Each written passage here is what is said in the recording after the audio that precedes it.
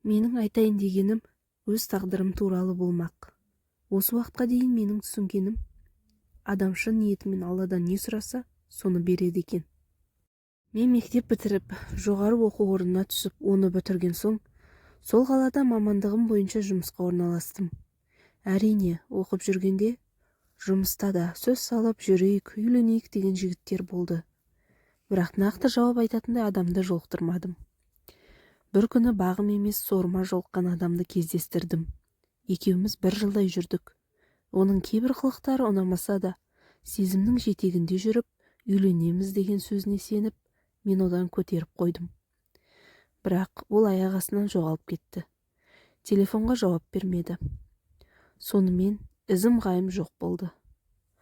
Мен ата-анама айтудан қорқып, баланы алдыруға бел байлап, дос қыздан ақшалай көмек беруін өтіндім. Ол үзілді-кесілді маған қарсы шықты. Баланы алдыртпауымды өтінді. Кейін бала болмай қалуын айтып, маған түсіндірді. Мен көз жасым көл болып қайттым. Мазалаған сан түрлі ойлар басымнан шықпай саябақта жалғыздан жалғыз жылаған күндерім қаншама десеңші. Бірақ мына тағдырдың салғанына қарсы тұруға бел буып, ел не десе де баламды туып алуға шешім қабылдадым. Әлгінің таныс адамдарынан ауылдағы үйінің телефон нөмерін алып, анасымен сөйлестім. Болған жайдың бәрін айтып, ұлының қайда екенін сұрап едім. Ол үйде қатты сырқаттанып қалғанын айтты.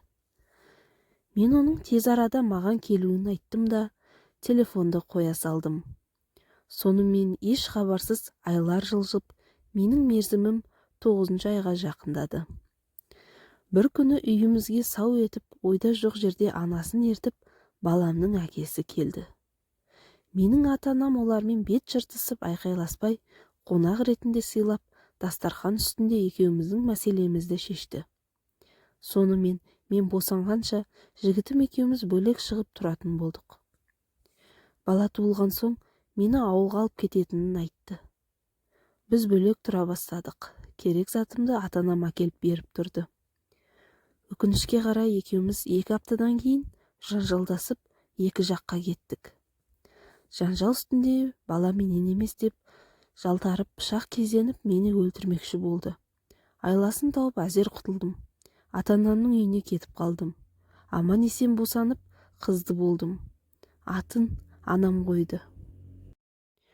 Мені түсінген ата-анама және жалғыз сіңіліме басымды иіп рахмет айтамын.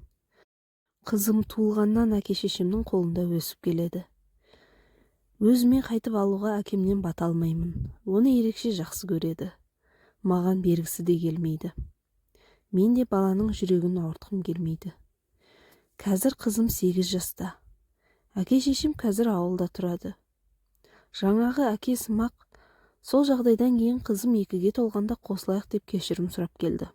Мен кешіре алмадым. Өйткені мінезім солай. Ренжіткен адамды еш кешірмеймін де, аямаймын да. Осы күнге дейін қызының халін білген емес, бірақ оның қажеті де шамалы. Қызым 4 жасқа келгенде, жақын адамдарымыздың тойында бір құда баламен таныстым. Екеуміз атымызды сұрасқаннан басқа сөйлеспедік. Бірақ ғашық болып қалғанымыз сөзсіз. Махаббаттан басымыз айналып, телефон нөмерімізді алуды ұмытып кетіппіз. Тағдыр жазған ғой. Бір жылдан соң кездесіп, сөз байласып некеге отырдық. Жолдасым өзімнен 8 жас кіші, бұрын үйленбеген. Қазір ұл мен қызым бар. Татулығы мен махаббаты жарасқан жанұямыз. Мен жарым үшін бәріне дайынмын. Ол мені сүйеді. Өйткені мен оны Алладан шын ниетіммен сұрағанмын. Осындағы қыз-келіншектерге нағыз әйел бақытын тілеймін. Тесік моншақ жерде қалмас деген мақал бар емес пе? Бір қызыммен қалсам да, өзімнен 8 жас кіші жігітке жолығып, қазір бақытты ғұмыр кешудемін. Сол үшін қыздарға айтайын дегенім, егер бақыттарыңызды бір жігіттен таппасаңыздар, онда өмірден түңіліп, баланы тастап, жаман жолға түсіп кетудің керегі жоқ. Әлі де өз бақыттарыңызды табуға мүмкіндіктеріңіз өте көп. Тек бір Алладан ғана сұрау керек.